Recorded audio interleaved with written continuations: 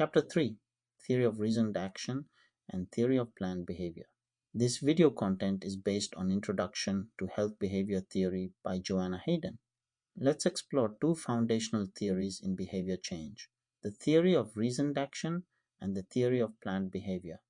First is why these theories matter. Both the theory of reasoned action and the theory of planned behavior explain how intentions lead to actions. They assume people are logical and make decisions after considering pros, cons, and social expectations. These theories are especially useful when we want to change behaviors that are planned, not impulsive or emotional. Second is the theory of reasoned action. The theory of reasoned action, or TRA, was developed by Fishbein and Azen in the 1970s. TRA says that the strongest predictor of behavior is intention, and intention is shaped by two things. The first is attitude toward the behavior. This is how someone personally evaluates the behavior. Do they see it as good, bad, helpful, or harmful? The second is subjective norm. This is about what important others, like family, friends, or peers, think the person should do. In other words, people ask themselves, what will others think? And how much do I care about their opinion? Third is the theory of planned behavior. The theory of planned behavior, or TPB, is an extension of TRA.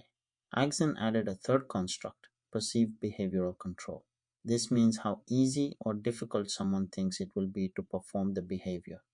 It's like self-efficacy, but focuses more on perceived external barriers. So TPB includes three key constructs that influence behavioral intention. First is attitude. Second is subjective norm. Third is perceived behavioral control. Together, they shape intention, and intention leads to behavior. Fourth is understanding each construct. Let's look closer at the core constructs in TRA and TPB. First is attitude toward the behavior. This is someone's belief about what will happen if they perform the behavior, and whether they see those outcomes as good or bad. Second is subjective norm. This is about social expectations. Do important people in your life think you should do it? And do you want to meet their expectations?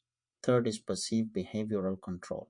This is how easy or hard someone thinks the behavior will be. It includes past experience, anticipated obstacles, and confidence in overcoming them. Finally is behavioral intention. This is the motivation or decision to do the behavior. Stronger intentions lead to a higher likelihood of action if the person has enough control. Fifth is how these theories apply in public health. TRA and TPB are commonly used in health behavior interventions. They work best when behavior is under personal control, like using a condom, quitting smoking, choosing to exercise, planning to eat healthy. They've been used in campaigns to reduce alcohol use, improve medication adherence, and increase screening behaviors. By understanding intention, public health professionals can design programs that improve attitudes toward the desired behavior, influence social norms through peer education or messaging, increase perceived control by teaching skills or removing barriers. Sixth is limitations of TRA and TPB. These theories are not perfect. First, they assume people always act rationally, but real-life behavior is often emotional or impulsive. Second, there can be a gap between intention and action. Someone may want to exercise, but life, stress, or lack of access can get in the way. Third, actual control may differ from perceived control. People may feel capable but still face real-world barriers like time, money, or lack of support. That's why it's important to use TRA and TPB along with other frameworks that consider structural and environmental factors. Seventh is strengthening intentions for behavior change. As health educators, we can use TRA and TPB by focusing on three goals. First is to improve attitudes, help people see the behavior as beneficial and worthwhile. Second is to shift subjective norms, involve family, peers, or influencers to support the behavior. Third is to boost perceived behavioral control, teach skills, remove obstacles, and build confidence. When we do these things, we increase intention, and that increases the chance of behavior change. Let's summarize Chapter 3.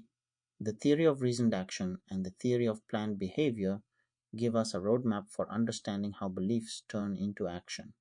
They emphasize the importance of intentions and the beliefs that shape them.